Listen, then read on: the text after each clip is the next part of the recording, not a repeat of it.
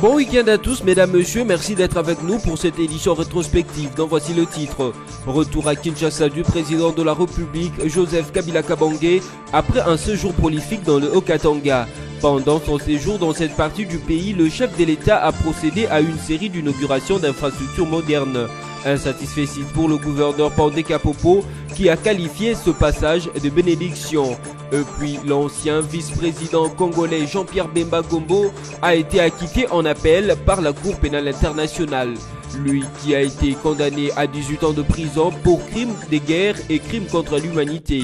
Malgré son acquittement, Jean-Pierre Bemba reste encore en prison, vu qu'il a été reconnu coupable de subornation de témoins. Enfin, Cédric Bakambu, publicité meilleur joueur du mois de mai à Beijing Guoan en Chine. Ce footballeur international de la République démocratique du Congo est auteur de 8 buts en état de sortie, chose qui lui a valu cette récompense. Le séjour du chef de l'État congolais Joseph Kabila Kabange dans la province du Haut-Katanga a été riche en réalisation de ouvrages d'intérêt commun. C'est donc le mercredi 6 juin 2018 à 14 h, heure locale, que le premier de Congolais, Joseph Kabila Kabange, chef de l'État, est arrivé à l'aéroport international de Luano. C'est dans ces climats chaleureux que le chef de l'État a pris son avion pour rallier Kinshasa, capitale de la République démocratique du Congo, laissant derrière lui une population totalement satisfaite des différentes œuvres réalisées grâce à sa vision. Satisfait du passage du chef de l'État dans sa province, le gouverneur Pandé Kapopo qualifie ce passage de bénédiction pour lui et ses administrés. Venir inaugurer la Banque centrale du Congo, le bâtiment du gouvernement provincial, ainsi que le bâtiment d'hypnose, sans oublier la pose de première pierre du terrain qui va abriter le port sec. Pour nous, c'est une joie immense, pour moi-même et pour ma population du Haut-Katanga. Dans les soucis de moderniser davantage sa province, Célestin Pandé Kapopo a laissé entendre que d'autres projets seraient en gestation. Nous avons beaucoup de projets. Nous comptons construire une cimenterie. Nous comptons construire une déchetterie. Parce que vous savez que comparativement à d'autres provinces, nous sommes parmi la province qui est propre. Bon, la raison pour laquelle nous sommes en partenariat avec une société suisse qui va venir d'ici là pour commencer la construction d'une déchetterie. Nous ne voulons plus de plastique chez nous, nous ne voulons pas de papier. C'est pour vous dire que nous avons tant de projets ainsi que dans l'agriculture. Nous voulons emboîter les pas de Bukangalonzo, là où ils ont fait. Maintenant, nous, avec les Turcs, nous préconisons faire 8000 hectares de maïs. Parce que la population du Haut-Katanga, c'est la première consommatrice de la farine de maïs. Il sied de rappeler que pendant son séjour dans le Haut-Katanga, le chef de l'État a procédé à la pose de la première pierre d'érection d'un port sec à Kasumbalesa et à l'inauguration du nouveau siège de la Banque centrale du Congo. Le jour suivant, Joseph Kabila a inauguré le nouveau gouvernorat de la province et le centre d'affaires ultramoderne appelé Hypnose. Pendant que l'ONU scrute les processus électoraux en République démocratique du Congo, Moscou réconforte Kinshasa. Reçu hier par le président de la République démocratique du Congo, Joseph Kabila Kabange, à qui il a remis un message du président de la Fédération des Russies, Vladimir Poutine, le vice-ministre des Affaires étrangères, Mikhail Bogdanov, qui est arrivé mercredi 6 juin à Kinshasa, salue les avancées du processus électoral en RDC et la position de Kinshasa de financer les élections sur fonds propres. Pour elle, les élections sont une affaire congolaise par les Congolais. Mikhail Bogdanov a confirmé le soutien et l'accompagnement multiforme du président Vladimir Poutine à la bonne réalisation du processus politique congolais en cours. Une chose est bien sûre, la Fédération des Russies, pays membre permanent du Conseil de sécurité, par le calibre de son envoyé spécial et les modus operandi utilisés, apporte un soutien diplomatique de taille à Kinshasa en ce moment crucial du processus politique en RDC. RDC. Bogdanov est passé pour des consultations au ministère des Affaires étrangères, comme il est de coutume pour les envoyés spéciaux porteurs de messages présidentiels. Une rencontre bilatérale entre Moscou et Kinshasa a été au menu. Léonard Okitundo, vice-premier ministre, ministre des Affaires étrangères et intégration régionale, et Mikhail Bogdanov, vice-ministre des Affaires étrangères russe, ont brossé les tableaux de la coopération bilatérale et discuté sur plusieurs sujets d'intérêt commun. Sur les plans politiques et diplomatiques, les deux délégations ont salué l'excellence des relations privilégiées entre les deux pays, dont une intensification est remarquable depuis la visite à Moscou en mars 2017 du vice-premier ministre congolais qui a rencontré son homologue Sergei Lavrov. Pour Mikhail Bogdanov, la visite d'un émissaire russe en ces moments est à expliquer par la volonté ferme de Moscou d'accentuer le partenariat stratégique avec la République démocratique du Congo, un pays qui compte dans les continents africains.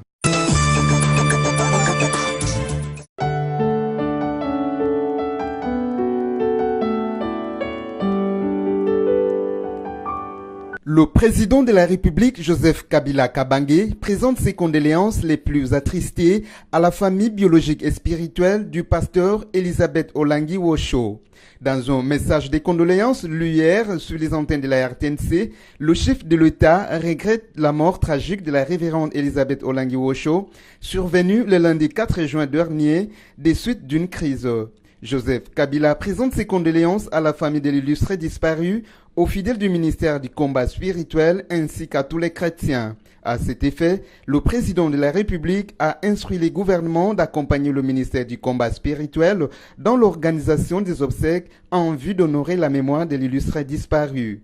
La révérende Elisabeth Olangi Wosho est décédée à l'âge de 67 ans, 3 jours seulement après l'inhumation de son époux, le pasteur Joseph Olangi Nkoy est président de la fondation Olangi, mort le 1er octobre 2017 à Johannesburg, en Afrique du Sud, et inhumé samedi 2 juin dans une concession familiale dans la commune de Lansele à Kinshasa.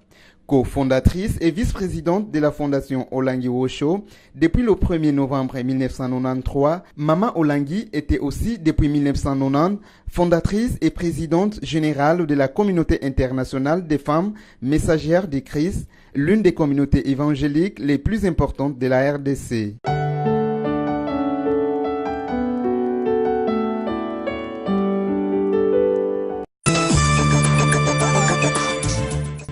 Une méga coalition électorale composée de membres du gouvernement de l'opposition et de la majorité présidentielle vient de voir le jour.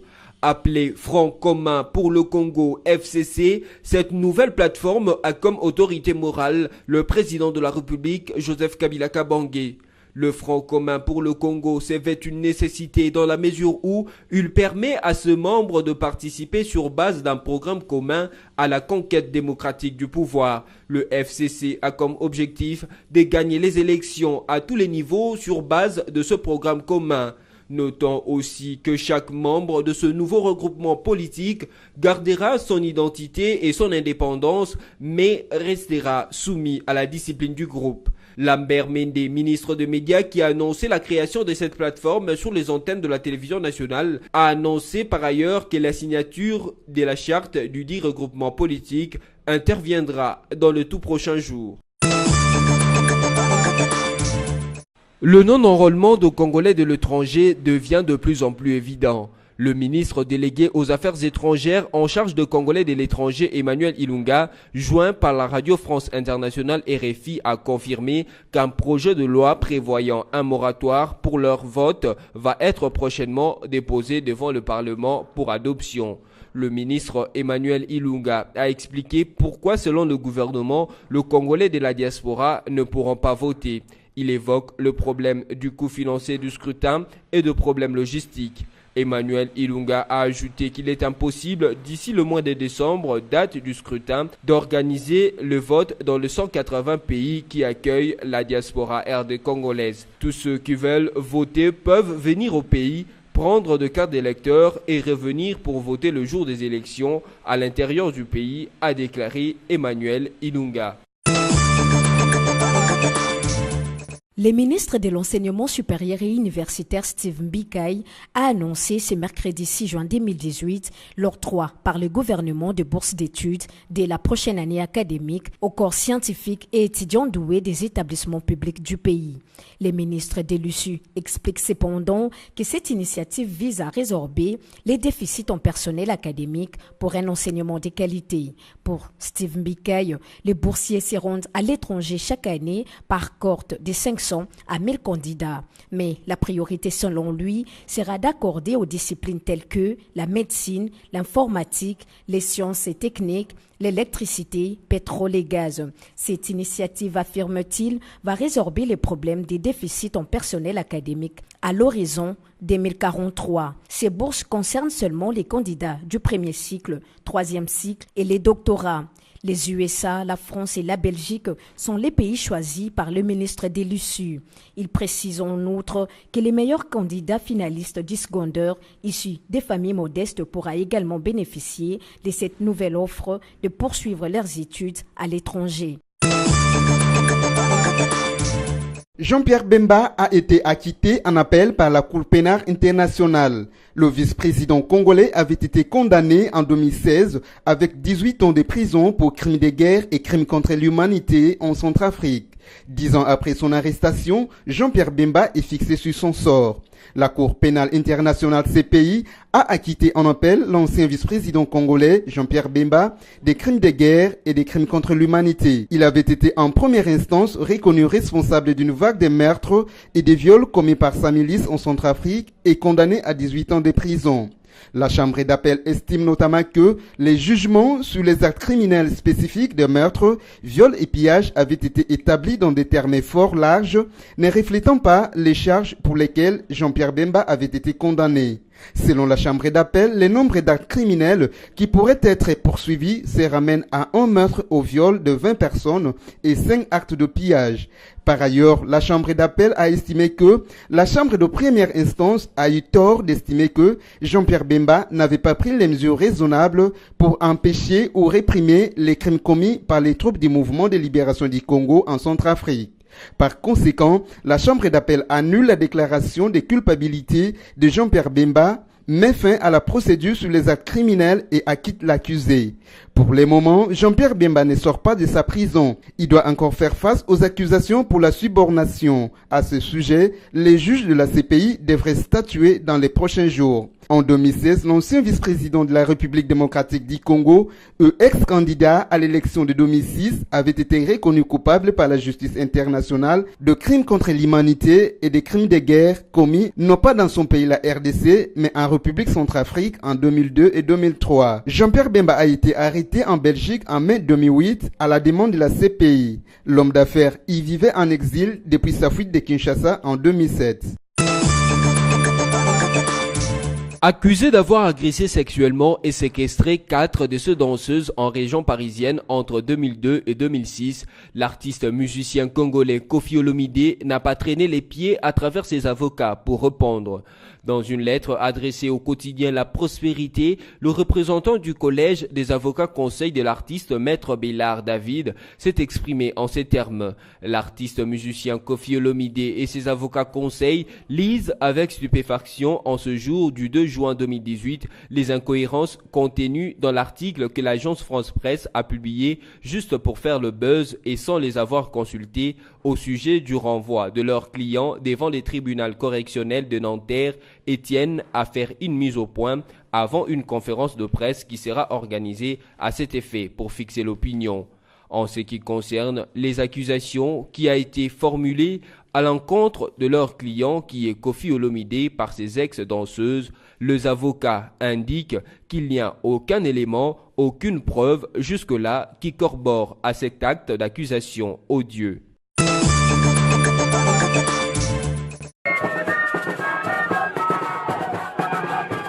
Lancement des activités politiques de la plateforme électorale Alliance des bâtisseurs pour un Congo émergent ABCE. C'était dans les provinces du Kwango et du Kwilu, notamment à Kenge et à Massimanimba, que ce regroupement politique de la majorité présidentielle a lancé sa sensibilisation sur les élections à venir le week-end dernier. Kinke Mulumba, élu de Massimanimba et vice-président de la BCE, a eu l'honneur de présenter les 18 cadres qui accompagnaient les groupes, notamment le président Athanase Matenda. Ce dernier a fait savoir que l'union fait la force, d'où ces regroupements des partis politiques en vue de remporter les élections législatives à venir. L'Alliance des bâtisseurs pour un Congo émergent, ABCE, est une des 12 plateformes de la majorité présidentielle. Après cette tournée de Kenge de Massimanimba, les cadres de ces regroupements politiques ont promis de faire les tours de la RDC. Dans sa hâte d'atteindre son plein développement, la province de l'Ituri a choisi comme priorité la réparation de voies de communication, ce en vue de désenclaver ces différents territoires. Raison pour laquelle le vice-gouverneur de l'Ituri, Pacifique Keita, est descendu lui-même dans les territoires de Mahagi, lancer le travaux de réhabilitation de la route Mahagi-Djeko et Mahagi-Port. Des axes routiers qui ont été impraticables depuis plusieurs décennies, comme le confirme ici Pacifique Keita, vice-gouverneur de l'Ituri. Ça fait plus de 40 ans que cette route a été abandonnée.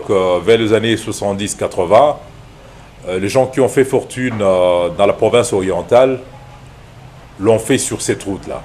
À l'époque, ils ramenaient le poisson de Mahagi-Port jusqu'à Kisangani, Kinshasa, mais en contrepartie, le camion revenait avec du ciment, avec la farine de Midema, il y avait la bière, il y avait le produit Massavco. À l'époque, c'est ça ce qu'ils faisaient et ça faisait vraiment de grands business. Mais actuellement, on peut faire la même chose, voulons redorer cette image. Le territoire de Mahagi sera aussi doté d'un débarcadère qui comportera une chambre froide, un hangar de séchage, des dépôts ainsi qu'un marché de poissons. Ce complexe commercial dont les travaux de construction ont déjà été lancés s'inscrit dans le cadre de la réglementation de la pêche dans les lacs Albert, tel que l'explique Pacifique Keita. Nous sommes partis des 48 espèces sur le lac, nous sommes descendus à moins de 20 espèces de poissons dans le lac. La production vers les années 80, c'était autour de 50 tonnes par jour, mais nous sommes descendus plus bas à moins de 10 tonnes par semaine. Et ce qui fait que le lac était pratiquement vandalisé, parce que les gens utilisent des moustiquaires, on ne respecte plus les zones de frayeur, on est en train d'utiliser des lampes à néon. Kamagi, le secteur de l'aviation n'est pas en reste dans cette course au développement. Après 10 ans d'abandon, son aérodrome couvert d'herbe reçoit déjà une cure de désherbage afin que les vols y soient de nouveau possibles. Ce à la grande satisfaction de la population qui sont témoins de la modernisation de leur territoire. Le bourgmestre de la commune de la Gombe, Doli Makambo, avait personnellement enlevé le banderole le samedi 2 juin 2018 au siège de la Senco. Ces banderoles étaient affichées dans l'enceinte du centre interdiocésain et rejettaient l'éventualité d'un troisième mandat de Joseph Kabila à la tête de la RDC. Dans sa réaction, l'abbé Donatien Tcholé, secrétaire général de la Senco, a précisé que ces banderoles étaient placées par le Conseil de l'apostolat des laïcs catholiques du Congo. Ce, dans le cadre de la sensibilisation sur le respect de l'accord de la Saint-Sylvestre. Il a qualifié l'acte posé par Doli Makambo d'un cas de violation de domicile. Un jour plus tard, le bourgmestre de la commune de la Gombe a répliqué, disant avoir agi dans le cadre de son travail, argumentant que la pose de ces banderoles n'a pas été autorisée en cette période. Il n'y a pas que ces banderoles qui ont été arrachées, mais toutes les autres banderoles dans la ville de Kinshasa, a signalé Doli Makambo. En outre, pour l'éventualité d'une accusation pour violation de domicile évoquée par le secrétaire général de la Senco, le bourgmestre de la commune de la Gombe a affirmé que sa descente n'était pas préméditée. C'est lors de sa ronde qu'il avait aperçu ce banderole affiché. En sa qualité de premier officier municipal, Doli Makambo exige désormais qu'avant d'apposer toute affiche, il faut régulariser au niveau de la commune ou de la ville. Début de l'opération de contrôle des taxis pour lutter contre les kidnappings à Kinshasa. La police nationale congolaise a débuté les contrôles des taxis communément appelés Ketch ce mercredi 6 juin 2018 à Kinshasa. Cette opération est instaurée pour lutter contre le banditisme dans la ville-province de Kinshasa. Il s'agit notamment d'appréhender tous les taxis dont les chauffeurs n'ont pas respecté les mots d'ordre des autorités de la police nationale congolaise et de l'hôtel de ville. Désormais à Kinshasa, tous les taxis doivent être uniformes, munis d'un numéro d'identification de l'hôtel de ville, d'un signal lumineux sur lequel est écrit taxi est visible la nuit et enfin avoir des vitres clairement et aucunement fumées ou teintées, a expliqué le général Silvano Kassongo, commissaire provincial de la police ville de Kinshasa. Ces contrôles assurent le numéro 1 de la PNC Kinshasa visent aussi à lutter contre les kidnappings nocturnes, les cas d'enlèvement et de braquage qui deviennent récurrents dans la capitale congolaise. Selon le général Silvano Kassongo, plusieurs plaintes des populations victimes pointent du doigt les taxis des marques Toyota IST, appelés communément Ketch, dans la ville de Kinshasa. L'état de santé de l'honorable Gérard Moulumba, dit Gekoko, se détériore de plus en plus. Son état s'est aggravé depuis la matinée du mardi 5 juin 2018. Ce, face à l'impuissance de médecins de la clinique Ngaliema qui ont déclaré ne pas avoir le matériel pour le soigner. La famille interpelle le gouvernement congolais à les laisser suivre de soins appropriés à l'étranger. En réaction, le ministre de la Justice, Alexis Tamouimwamba, a répondu pour l'affirmative à la demande de la famille. Et si effectivement que Gekoko Moulumba soit évacué pour recevoir des soins appropriés, il le sera, a affirmé Alexis Tamboué. Une demande de contre-expertise va être envoyée au ministère de la Santé après les rapports de médecins de la clinique Ngaliema. Ce document déterminera la nécessité d'une éventuelle évacuation de Gérard Moulumba à l'étranger. Entre-temps, la famille de l'honorable Gekoko ne cesse de multiplier de moyens de recours pour obtenir l'évacuation de ces derniers. Par ailleurs, Alexis Tamouimwamba fait savoir qu'il n'est pas de son intérêt qu'un seul de prisonniers meure dans la prison.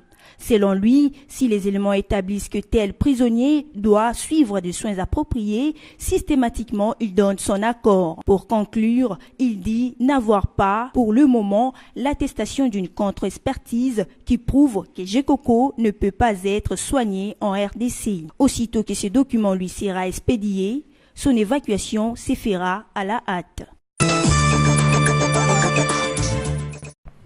Réaction de Florent Ibenge, entraîneur de l'AS Vita Club, après une vidéo qui a fait le buzz sur les réseaux sociaux où on le voit répliquer aux insultes d'un supporter du Daring Club Motema Pembe après le match qui a opposé l'AS Vita Club à son éternel rival, les DSMP, le jeudi 31 mai 2018. C'est via sa page Facebook que le coach Ibenge a tenté de réparer le dommage causé par sa réaction en présentant ses excuses. Il s'y est signalé que les supporters du Daring Club Motema Pembe reprochent à Ibenge d'avoir été à la base de la contre-performance de leurs joueurs convoqués à la sélection nationale, en l'occurrence Francis Kazadi Kasengu et Ricky Toulengi. Sur la page officielle du coach, on pouvait donc lire ce petit message. Un incident s'est produit à la conférence de presse d'après-match de la Vodacom Ligue 1 le jeudi 31 mai 2018. Je regrette cette mauvaise interprétation auditive. Du reste, ceux qui me connaissent savent le respect et la considération que j'ai pour tout un chacun et particulièrement à nos mamans, a écrit le coach Ibenge. Un message qui pousse à croire que ces propos ont été mal interprétés. Mais ce qui est sûr, nombreux sont ceux qui estiment que le coach a craqué devant la pression du public, rapporte le confrère de Mediacongo.net. Seulement, on se demande pourquoi les joueurs de l'AS Vita Club qui ont été le plus nombreux à jouer lors du match amical entre le Nigeria et la RDC n'ont pas été préjudiciés. Une réflexion qui donne à penser que la cause de la contre-performance du DSMP lors de la rencontre avec l'AS Vita Club est à chercher ailleurs. Cédric Bakambu, meilleur joueur du mois de mai à Benjingwan. L'international congolais Cédric Bakambu vient d'être plébiscité meilleur joueur du mois de mai dans son club de Benjing Sinobogwang, division 1 Chine. Ses 8 buts en autant de matchs a pesé sur la balance pour que les Léopards reçoivent ce prix. L'enfant terrible de la sélection nationale congolaise est à l'honneur pour les mois de mai au sein de sa formation. Son entame haut la main dans le championnat d'élite de l'Empire du Milieu a eu raison pour que ce renard de surface soit primé. Il a jusqu'ici logé les cuirs au fond du filet à 8 reprises en autant de sorties en Super League. Rappelons que Cédric Bakambu est arrivé en Chine en provenance de Villarreal et est devenu le joueur africain le plus cher de l'histoire. Son transfert a coûté 74 millions d'euros.